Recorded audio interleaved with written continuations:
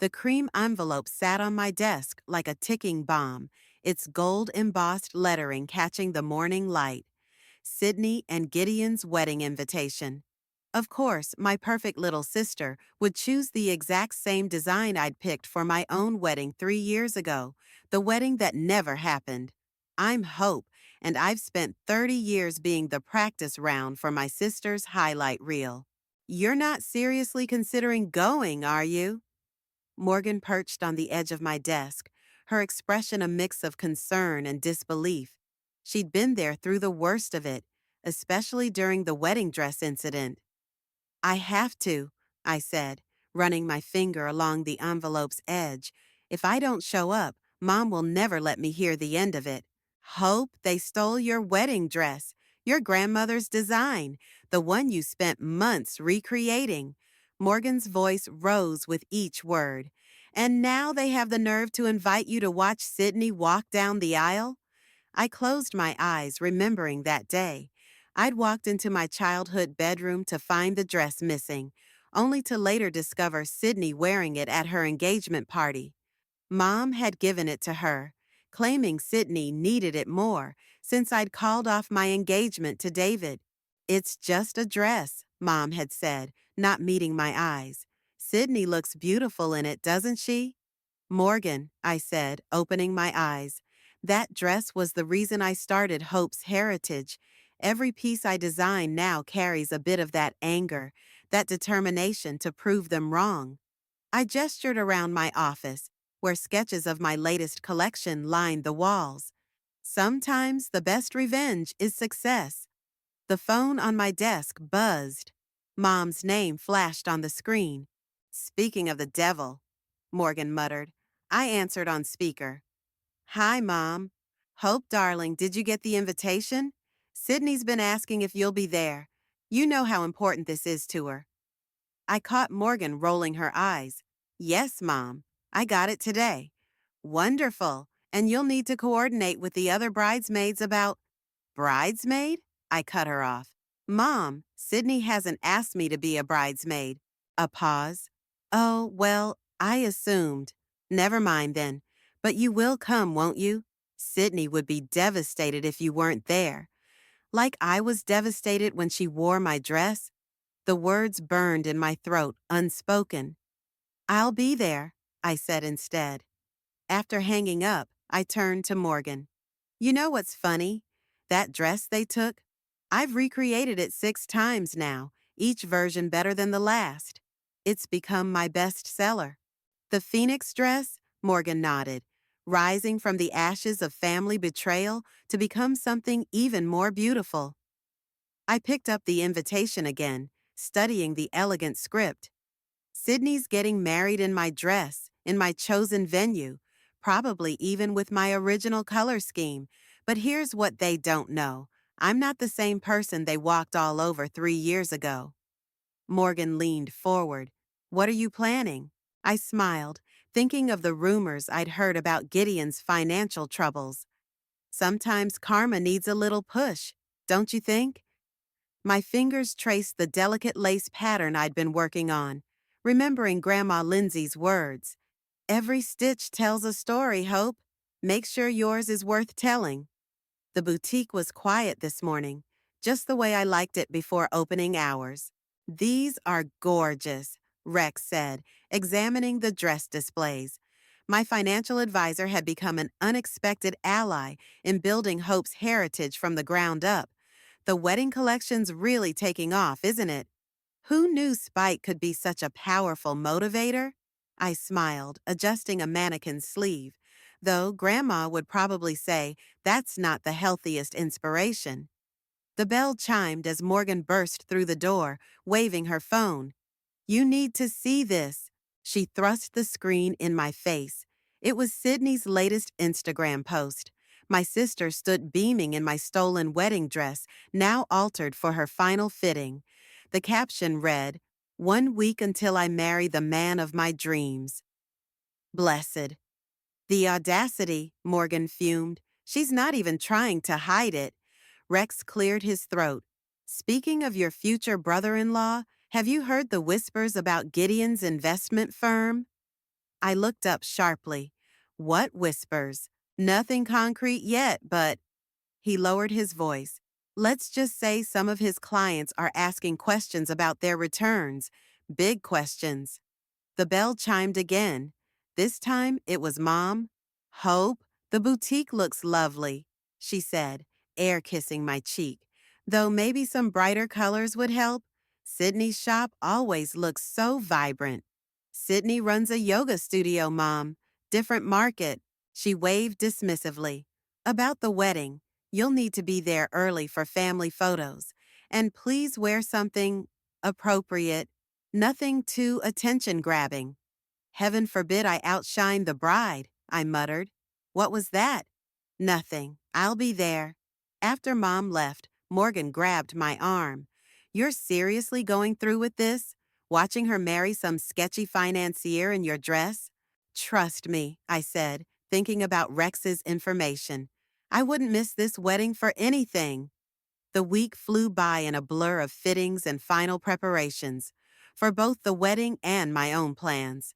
Before I knew it, I was standing outside the church, wearing a perfectly understated navy dress. Hope! Sydney's voice rang out as I entered the bridal suite. She rushed over, careful not to wrinkle my dress. You came. Wouldn't miss it, I said, forcing a smile. That's when I heard it. Two bridesmaids whispering in the corner, not quite quietly enough. Investigation into his firm. Client's money just disappeared. Wedding might be the last celebration before it all comes out. Sydney hadn't noticed, too busy adjusting her veil in the mirror. But I saw Mom's face pale as she caught the whispers, too. Hope? She pulled me aside, her voice urgent. Have you heard anything about Gideon's business? I thought about Rex's warnings, about the years of being second best, about the dress that should have been mine. You know, I said carefully, I might have heard something, but surely you wouldn't want me interfering in Sydney's special day. After all, she needs this more than I do, right? Mom's face fell as her own words came back to haunt her. Sometimes karma works in perfect symmetry. The wedding march played as Sydney floated down the aisle, but all I could focus on was the slight tremor in Gideon's hands as he waited at the altar. He knew something was coming. Dearly beloved. The minister's words faded into background noise as I watched Mom fidget with her phone, probably checking news alerts about Gideon's firm. The whispers had spread through the church like wildfire. Did you hear about the SEC investigation? A guest behind me whispered. I heard he lost millions of his clients' money. Poor Sydney. The ceremony proceeded with picture-perfect smiles, masking rising tension. When Sydney said, I do, her voice cracked slightly. Not from emotion, from fear. At the reception, I sat at the family table, watching the newly married couple's first dance. Mom leaned over, her champagne glass shaking. Hope, we need to talk, now. She practically dragged me into the venue's powder room. It's worse than we thought. The FBI is involved. Really? I sipped my champagne. How unfortunate. Don't you dare act smug about this, Mom hissed. Your sister's life is falling apart, like mine did when you gave away my wedding dress, when you dismissed my dreams of starting my own business. That was different. Sydney needed— Don't, I cut her off. Don't you dare say she needed it more. The door burst open. Sydney stood there, mascara running down her cheeks. They're here. Who's here? Mom asked. Federal agents. They're waiting outside. Sydney grabbed my arm. Hope, please. I need your help. You're the only one who knows about business and finances and— Now, you need me? I pulled away. After years of taking everything that was mine, I know, Sydney shouted, then lowered her voice. I know I've been terrible. I know I took your dress, your venue ideas, everything. But please, Hope, I don't know what to do. A knock at the door. Mrs. Hudson? A male voice called. "We need to speak with you and your husband." Mom stepped between us. "Hope, whatever you're thinking, whatever revenge you're planning, please help your sister." I looked at Sydney, really looked at her. She stood in my recreated wedding dress, trembling like a leaf, her perfect day crumbling around her. Part of me felt satisfied, seeing karma finally catch up. But another part remembered Grandma Lindsay's words. "The strongest fabric is woven with forgiveness, Hope." "The agents?" I said slowly. "They're here because of the missing client funds?" Sydney nodded miserably. Gideon said it was just temporary, that he could fix it before anyone noticed. "And you believed him?" "I wanted to." She wiped her eyes. "I wanted everything to be perfect, like it always was, like you always said it was for me." Another knock, more insistent this time. I pulled out my phone and dialed. "Rex, it's Hope. Remember that contingency plan we discussed? I need it now." Mom's eyes widened. "What are you doing?" "Helping," I said, watching Sydney's face. "But this time, it's going to be on my terms." The door opened, and two agents stepped in. Behind them, I saw Gideon being led away in handcuffs.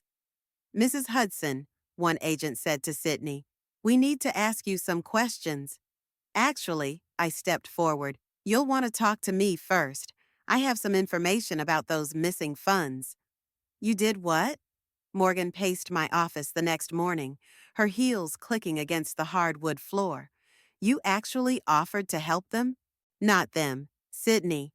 I pulled up the financial documents Rex had prepared. "And not without conditions." The door opened and Sydney walked in, still wearing yesterday's makeup, her designer handbag replaced with a worn backpack. She looked smaller somehow, more vulnerable than I'd ever seen her. "Hope," she started. "Sit." I pointed to the chair across from my desk. Morgan shot me a look but stayed quiet. "The FBI froze everything," Sydney said, her voice barely above a whisper.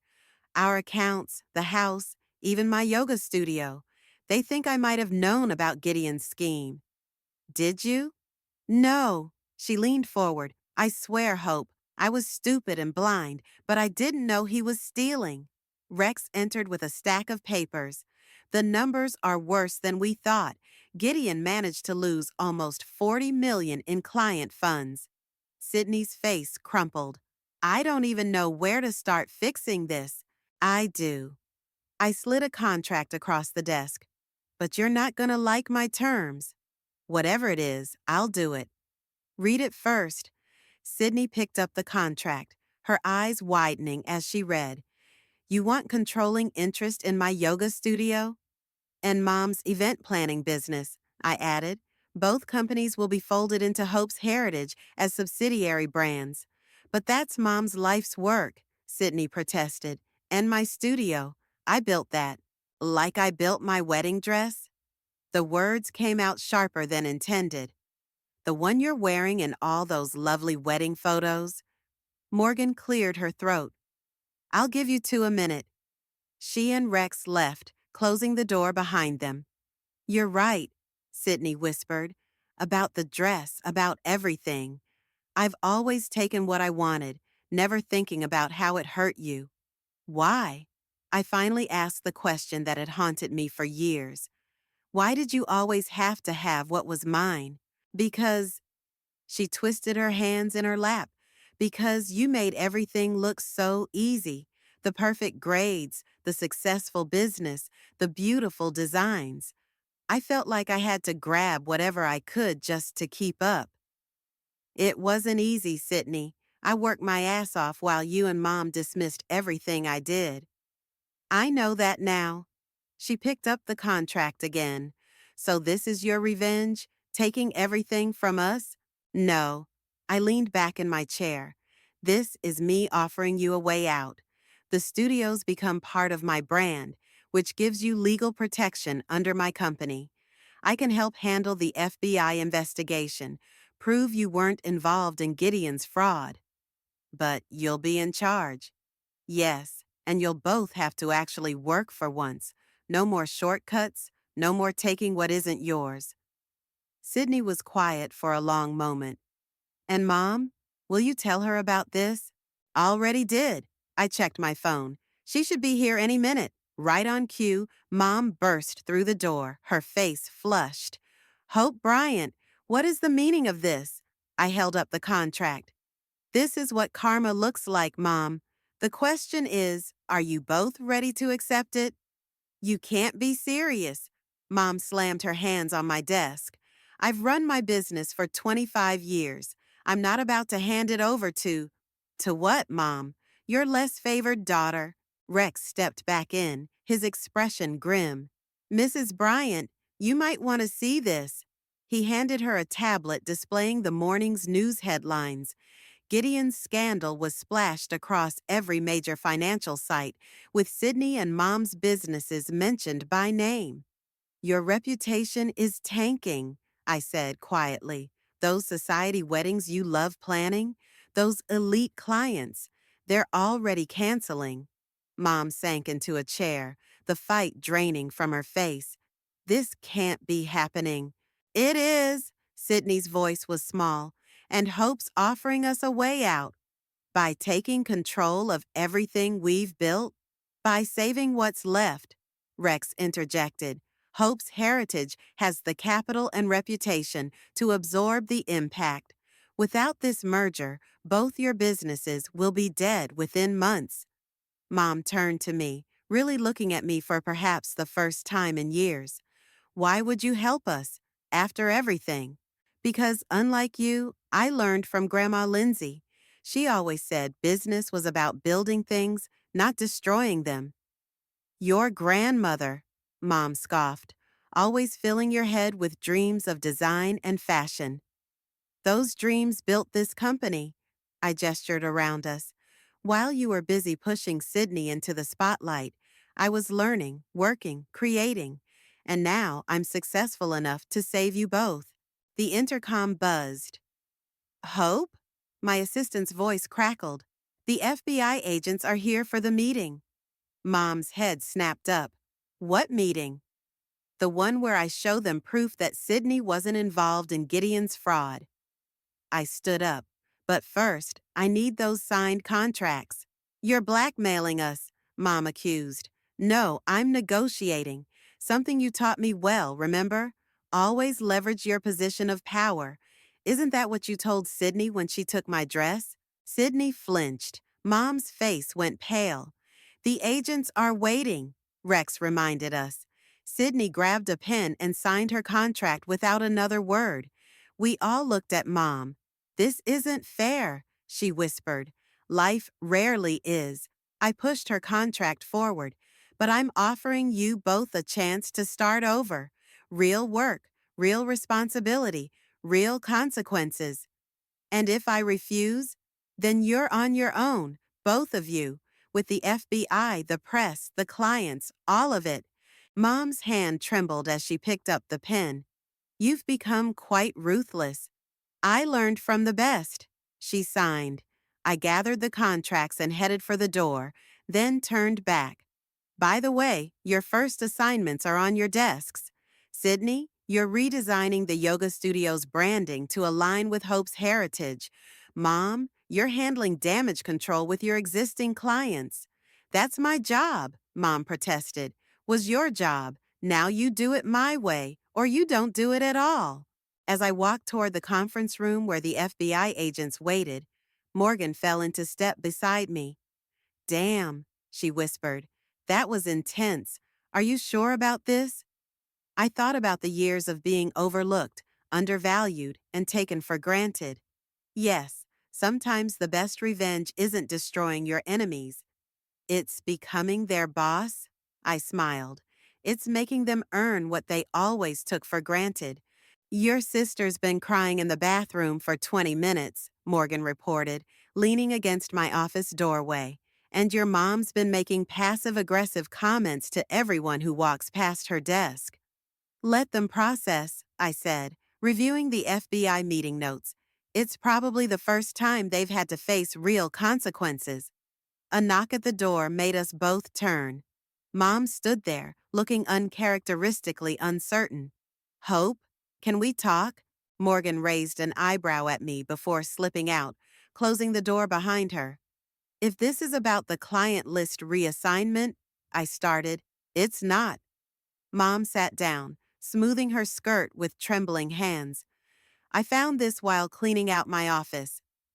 She placed a worn leather journal on my desk. It was your grandmother's. I recognized it immediately. Grandma Lindsay's design diary. She'd promised it to me before she died. I kept it from you, Mom admitted, just like I kept so many things from you. Why? Because, her voice cracked, because you were so much like her, talented, determined, independent, everything I wasn't. What are you talking about? You built a successful business. A business based on making other people's dreams come true. But you? She gestured around the office. You create, like she did. I thought if I could make Sydney more successful than you, maybe what? Maybe it would prove that my way was better, that playing it safe, following society's rules, was the right path. She laughed bitterly. Look how well that turned out.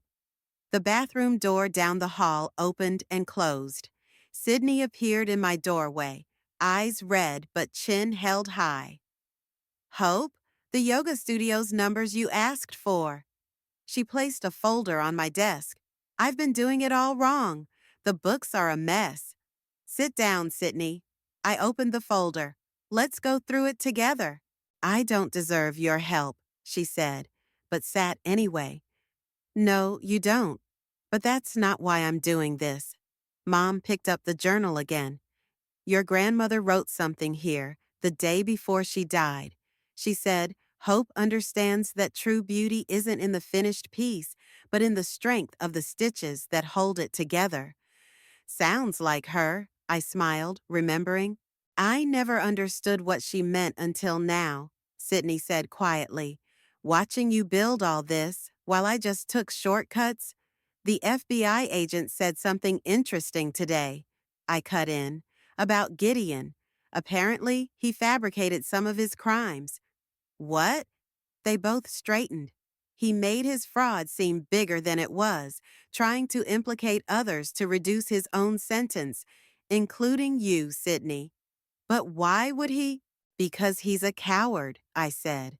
Like all people who take shortcuts, they'd rather drag others down than admit their own failures. Mom reached across the desk and took my hand. We've been those people, haven't we? Taking shortcuts, taking from you. Yes, I squeezed her hand. But unlike Gideon, you both have a chance to rebuild, the right way this time. Sydney wiped fresh tears. Where do we start? I opened Grandma Lindsay's journal to the first page. We start with the basics. Mom, you'll handle client relations, actually handling them, not just delegating. Sydney, you're learning proper business management. And you? Mom asked. I'll be doing what Grandma taught me, showing you both how to create something lasting, one stitch at a time. You need to see this. Rex burst into the conference room where I was reviewing designs with Sydney.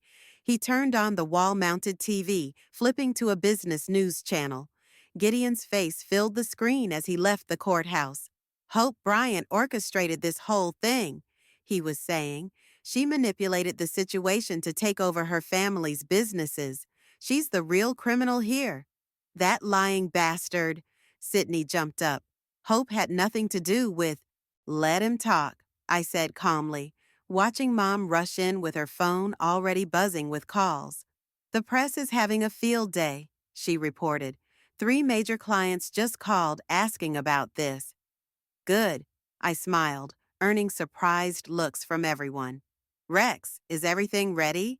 He nodded, handing me a USB drive. All the proof, including Gideon's original confession and the real financial records. What confession? Sydney asked. The one he made to Rex 2 weeks ago when he tried to get me to buy his silence. I plugged the drive into my laptop. I recorded everything. Mom's eyes widened. You knew this was coming? Of course, men like Gideon always try to blame someone else. I just had to wait for him to make his move. The office door flew open as reporters pushed their way in, cameras flashing. Ms. Bryant, how do you respond to Gideon Hudson's accusations? I stood, straightening my jacket. I'm glad you're all here. We're about to hold a press conference that will interest you greatly. Hope. Sydney grabbed my arm.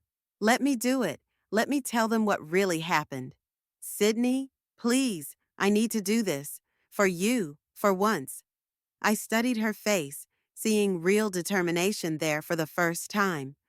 Okay, but stick to the facts we discussed. Sydney faced the cameras, her voice steady. My ex-husband is lying.